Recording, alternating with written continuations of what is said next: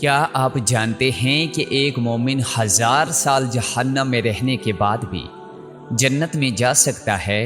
اور وہ کون سا کلمہ تھا جو اس کی نجات کا سبب بنا؟ آج کی ویڈیو میں ہم آپ کو وہ حیران کن واقعہ سنائیں گے جو خود نبی کریم صلی اللہ علیہ وسلم نے صحابہ کرام کی محفل میں بیان فرمایا۔ دین کے راز میں خوش آمدید، جہاں ہم آپ کے سامنے اسلام کی گہری اور روح کو جھنجھوڑ دینے والی حقیقتیں پیش کرتے ہیں۔ اللہ تعالیٰ نے حضرت آدم علیہ السلام کی پسلی سے عورت کو تخلیق فرمایا۔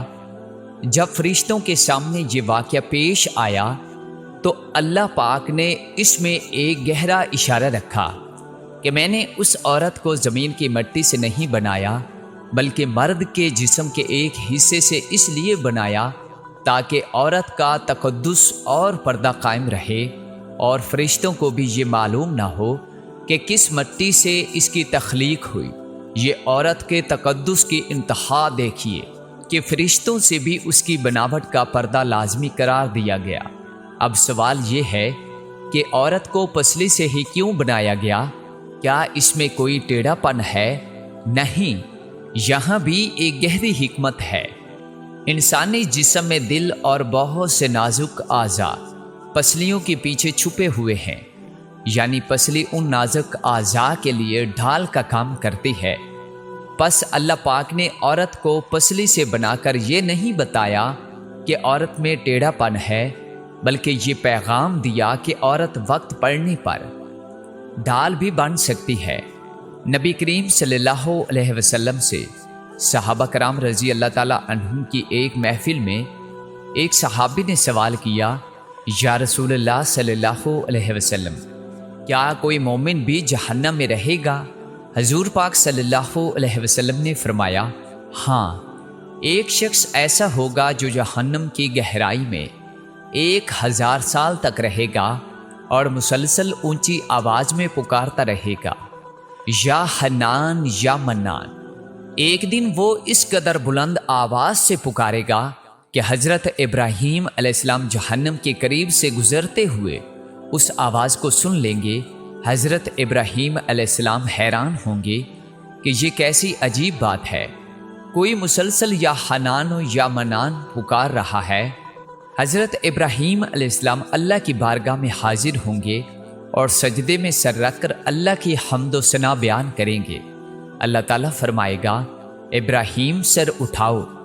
جیسے ہی حضرت ابراہیم علیہ السلام سر اٹھائیں گے، اللہ تعالیٰ فرمائے گا، بتاؤ آج تم نے کیا عجیب چیز دیکھی؟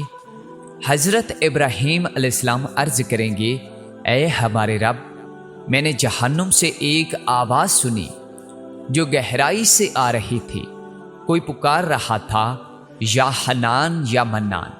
اللہ تعالیٰ فرمائے گا، اے ابراہیم، جہنم کے دروازے کے مالک کے پاس جاؤ اور ان سے کہو کہ جو بندہ یا حنان یا منان کی صدا لگا رہا ہے اسے جہنم سے نکال کر تمہارے حوالے کر دے، پھر اسے میرے پاس لے آؤ۔ حضرت ابراہیم علیہ السلام جہنم کے دروازے پر تشریف لے جائیں گے اور دستک دیں گے۔ حضرت مالک علیہ السلام باہر تشریف لائیں گے۔ حضرت ابراہیم علیہ السلام انہیں اللہ پاک کا حکم سنائیں گے۔ حضرت مالک جہنم کے اندر جائیں گے۔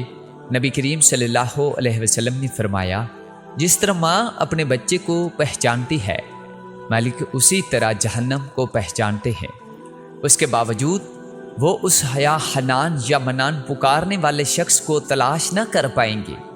باہر تشریف لائیں گے اور حضرت ابراہیم علیہ السلام سے عرض کریں گے، اے ابراہیم، جہنم نے گہری سانس لی ہوئی ہے، اس لیے پتھر کیا ہے، لوہا کیا ہے اور انسان کون ہے، کچھ پہچانا نہیں جا رہا۔ حضرت ابراہیم علیہ السلام پھر اللہ کی بارگاہ میں سجدہ کریں گے۔ اللہ تعالیٰ فرمائے گا، ابراہیم سر اٹھاؤ، تم اس یا حنان یا منان کہنے والے کو کیوں نہیں لائے؟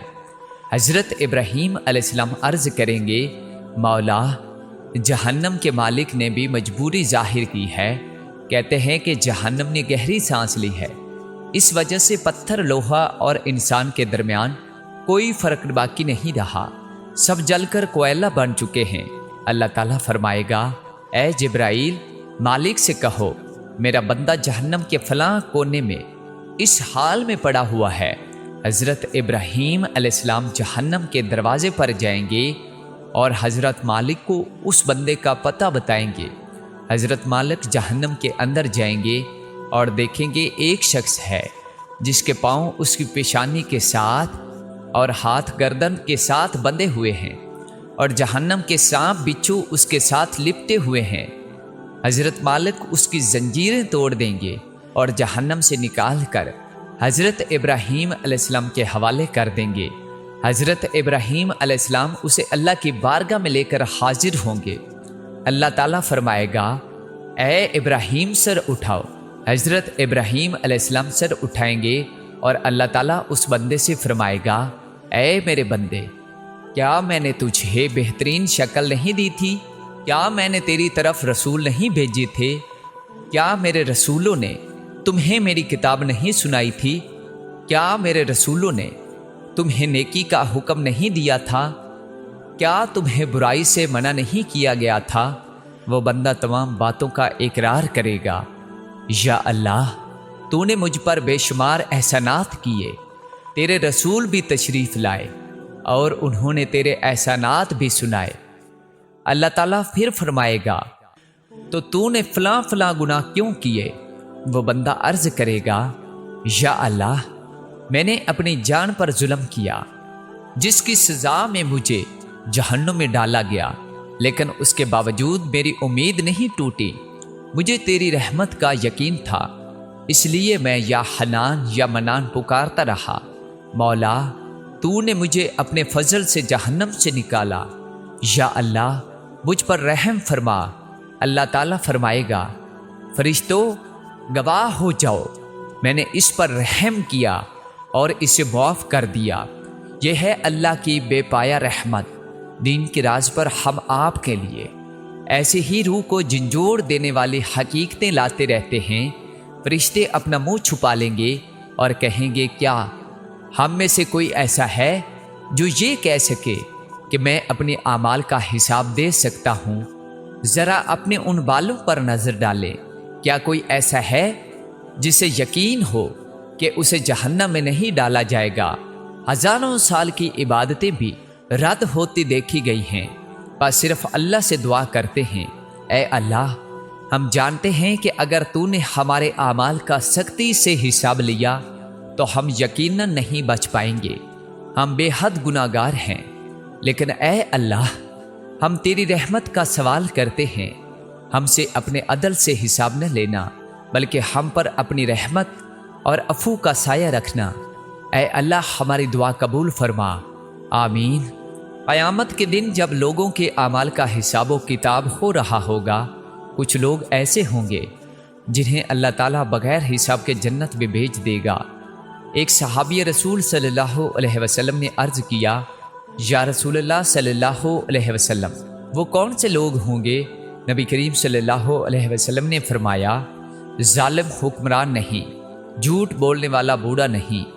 پھر فرمایا، یہ تین خصلتیں اس شخص میں پائی جاتی ہیں جو جاہل ہے، جو سننے سے پہلے ہی جواب دینا شروع کر دیتا ہے، بات کو سمجھنے سے پہلے ہی چلانا شروع کر دیتا ہے، اور علم نہ ہونے کے باوجود فیصلے کرنا شروع کر دیتا ہے۔ اللہ تعالیٰ ہم سب کو نیک اعمال کرنے کی توفیق عطا فرمائے، آمین۔ دین کے راز پر آج کی ویڈیو یہاں ختم ہوتی ہے۔ اگر اس ویڈیو نے آپ کے دل کو چھوا، اگر آپ کو اللہ کی رحمت پر یقین ہے، تو ابھی اس ویڈیو کو لائک کریں اور ہمارے چینل کو سبسکرائب ضرور کریں، تاکہ ایسی روح کو جھنجھوڑ دینے والی ویڈیوز آپ تک پہنچتی رہیں۔ اور ہاں، بیل آئیکن دبانا مت بھولیے تاکہ ہر نئی ویڈیو کی نوٹیفیکیشن آپ کو سب سے پہلے ملے۔ آج کا سوال آپ سے، اگر آپ کو معلوم ہو کہ ایک کلمہ آپ کو جہنم سے نجات دلا سکتا ہے، تو وہ کلمہ آپ کے نزدیک کون سا ہے؟ کمنٹس میں ضرور بتائیں۔ اللہ حافظ۔